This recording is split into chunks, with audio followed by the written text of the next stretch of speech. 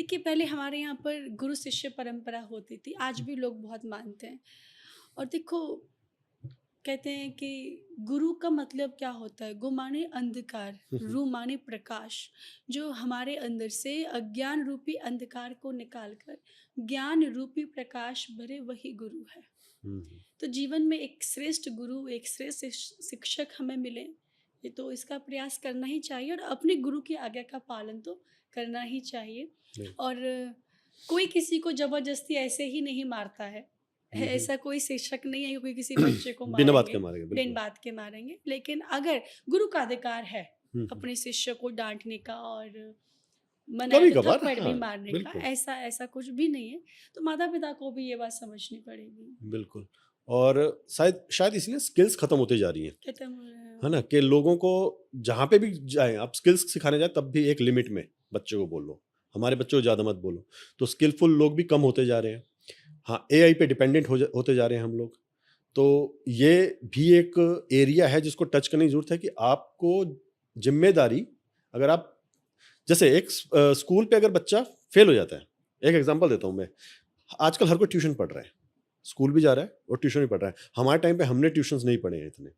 और अगर बच्चा पास हो जाता है ना तो ट्यूशन वाले की वाहवाही है कि यार बड़ा अच्छा ट्यूशन पढ़ाता है वो। लेकिन बच्चा फेल हो जाए तो स्कूल पे ब्लेम आ जाता है कि वो स्कूल में पढ़ता था इसलिए फेल हो गया। ये फैक्ट्स हैं। तो लोगों को ये समझना भी पड़ेगा कि ज़िम्मेदारी जिसको आपने दी, अगर आप स्कूल को ज़िम्मेदारी दे रहे हो, तो उन पे फिर आपको ज़िम्मेदारी पूरी छोड़नी पड़ेगी।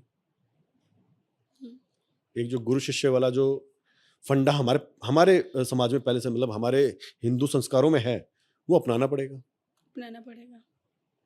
देखिए, माता-पिता का भी कर्तव्य है बच्चों को शिक्षा देने का हाँ और जी, गुरुदेव का भी कर्तव्य है अपने शिष्य को शिक्षा देने का, हाँ क्योंकि जी। माँ भी बच्चे की गुरु होती, मैंने पहले ही बोला था, पिता भी बच्चे के गुरु होते हैं और हुँ, एक आचार्य जिनसे वो शिक्षा ग्रहण करते हैं, वो भी गुरु होते हैं। बिल्कुल। मुझे ऐसा लगता है कि बच्चे की जो जैसे बच्चा पैदा होता है ना, उसके बाद से ही उसके अंदर संस्कार का बीज डाल देना चाहिए। बिल्कुल, अगर आप डाल देंगे तो आप देखेंगे कि आपके बच्चे की शिकायतें नहीं आएँगी, बिल्कुल, है ना?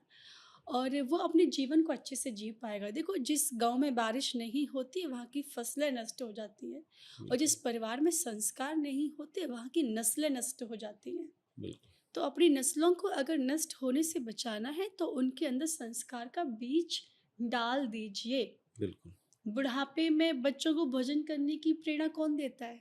हुँ, बताओ आप, माता-पिता कहते मतलब हैं। मैंने बहुत माता-पिता को देखा, अगर बच्चे भजन भी करते, अभी से बाबा जी हो गया है ये, बिल्कुल। भजन करता रहता है ये पूरे टाइम।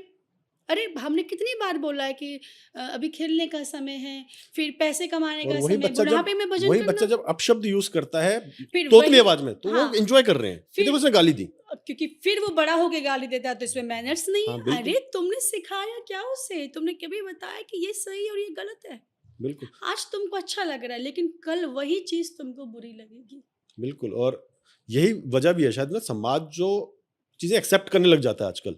जैसे एक कॉमेडियन है, नाम नहीं लूँगा, लेकिन वो गालियों के साथ ही अपनी पूरी कॉमेडी करता था। एक अपशब्द जो कहते हैं ना कि बिल्कुल अत लेवल तक और जाके, कितने दुर्भाग्य की है बात है, ना? कितना लोग उसको और लोग पसंद उसको करते हैं। पसंद करते हैं और लोग उसको गॉड्स फेवरेट किड कह रहे थे। बताइए मतलब इससे लोग पहचान जाएँगे कि गॉड्स फेवरेट किड, गॉड का फेवरेट वो नहीं हो सकता। कि कभी जब नहीं। लोगों ने वो गॉड का फेवरेट किड कहना शुरू किया, उसके 2 हफ्ते में उसका वो हाल हुआ है, उसका वो शो भी बंद हुआ, मुझे तो ये पुलिस समझ नहीं कंप्लेंट्स हुई। आता कि सरकार ऐसे लोगों को कैसे परमिशन दे सकती है ऐसे काम करने के लिए। बिल्कुल, इसके लिए तो सरकार को भी कोई ना कोई सख्त कार्यवाही करनी चाहिए, बिल्कुल, कानून बनाना चाहिए कि आप सोशल मीडिया जैसे प्लेटफॉर्म के ऊपर ऐसी चीज़ें नहीं। देखो, जब हम किसी पोजीशन, किसी पोस्ट पर होते हैं ना, किसी पद पर होते हैं ना, उस समय हमारी हज़ार गुना ज़िम्मेदारी और बढ़ और बढ़ जाती है। जाती है।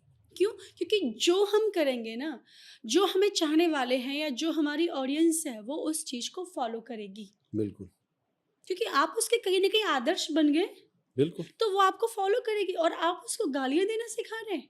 और माँ-बाप भी उसको एन्जॉय कर रहे हैं उसके। ये वो कहते हैं हम मित्र हैं। अरे मित्र होने के लिए गालियाँ सुनना ज़रूरी नहीं है।